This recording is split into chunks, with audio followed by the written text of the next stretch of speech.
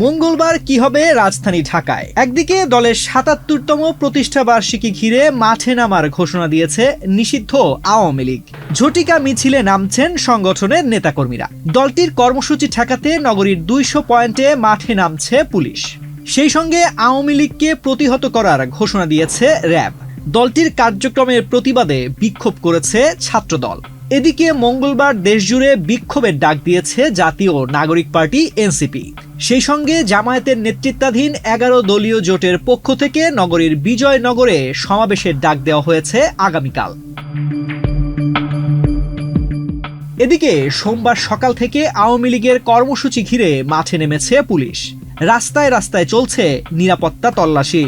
ধানমন্ডিতে মিছিল করার প্রস্তুতির সময় পুলিশের হাতে ধরা পড়েছে নিষিদ্ধ সংগঠনের বেশ কয়েকজন নেতাকর্মী।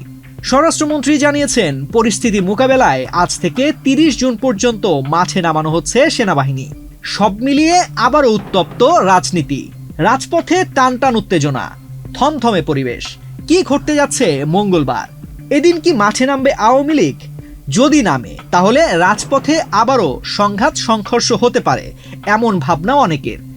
সব মিলিয়ে মঙ্গলবার নিয়ে নগরবাসীর কপালে চিন্তার ভাঁজ। সবার প্রশ্ন একটাই, কি ঘটতে যাচ্ছে আগামীকাল? বসুন্ধরা ডায়াপেন্ট এখন আরো উন্নত। এই হট এয়ার থ্রো টপশিট দ্রুত শোষণ করে সোনামণিকে দেয় কোমল অনুভূতি।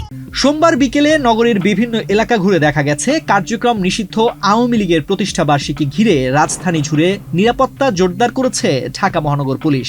ধানমন্ডির ৩২ নম্বর সড়কে ব্যারিকেড দেওয়ার পাশাপাশি বিভিন্ন গুরুত্বপূর্ণ পয়েন্টে চেকপোস্ট ও তল্লাশি চালানো হচ্ছে।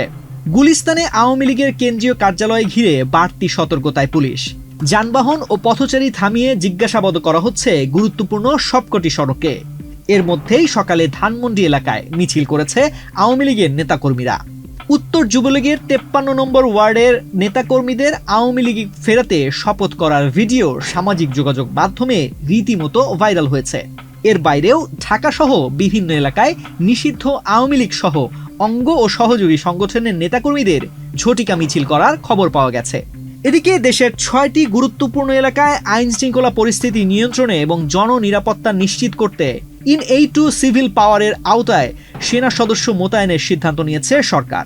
সোমবার স্বরাষ্ট্র মন্ত্রণালয়ের রাজনৈতিক ২ শাখা থেকে এ সংক্রান্ত একটি জরুরি চিঠি ইস্যু করা হয়েছে। চিঠিতে উল্লেখ করা হয়েছে, শান্তি শৃঙ্খলা রক্ষায় Dhaka metropolitan, Chittagong metropolitan, Gazipur metropolitan এলাকা ছাড়াও নারায়ণগঞ্জ, গোপালগঞ্জ ও ফরিদপুর জেলায় সেনা সদস্য মোতায়েন থাকবে। ২২ জুন সোমবার থেকে ৩০ জুন মঙ্গলবার পর্যন্ত এই বিশেষ নিরাপত্তা ব্যবস্থা কার্যকর থাকবে। কার্যক্রম নিষিদ্ধ যে মাফিয়া বাহিনী আওয়ামী লীগের কিছু অপতৎপরতা লক্ষ্য করা যাচ্ছে। বিভিন্ন ডিস্ট্রিক্টে আমরা দেখেছি তারা মিছিল মিটিং করার মতো কিছু কার্যক্রম হাতে নিয়েছে, ২-১টা দেখা গিয়েছে।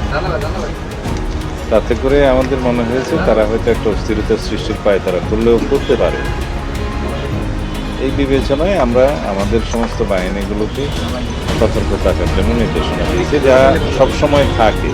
আওয়ামী লীগ ঠেকাতে একাত্তা জামায়াতের নেতৃত্বে ১১ দলীয় জোট। জোটের পক্ষ থেকে আগামীকাল মঙ্গলবার বিজয়নগরে সমাবেশের ঘোষণা দেওয়া হয়েছে।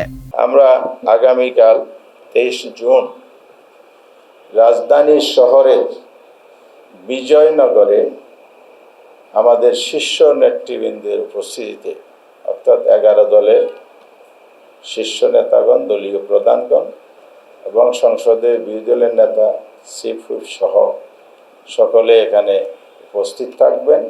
আমরা একটা বড় আকারের সমাবেশ করব ইনশাআল্লাহ। সেই সমাবেশ থেকে আমরা দাবি জানাবো। জাতীয় নাগরিক পার্টি এনসিপির জরুরি নির্দেশনায় বলা হয়েছে, আওয়ামী ফ্যাসিস্ট কর্তৃক সংগঠিত সকল গুম, খুন ও গণহত্যার বিচার নিশ্চিত করার দাবিতে এনসিপির ঘোষিত কর্মসূচি সফল করার লক্ষ্যে দলের সকল জেলা ও মহানগর শাখাকে আগামী মঙ্গলবার বিকেল ৫টায় নিজ নিজ জেলা মহানগর এলাকায় বিক্ষোভ সমাবেশের আয়োজন করতে জরুরি নির্দেশনা প্রদান করা হলো।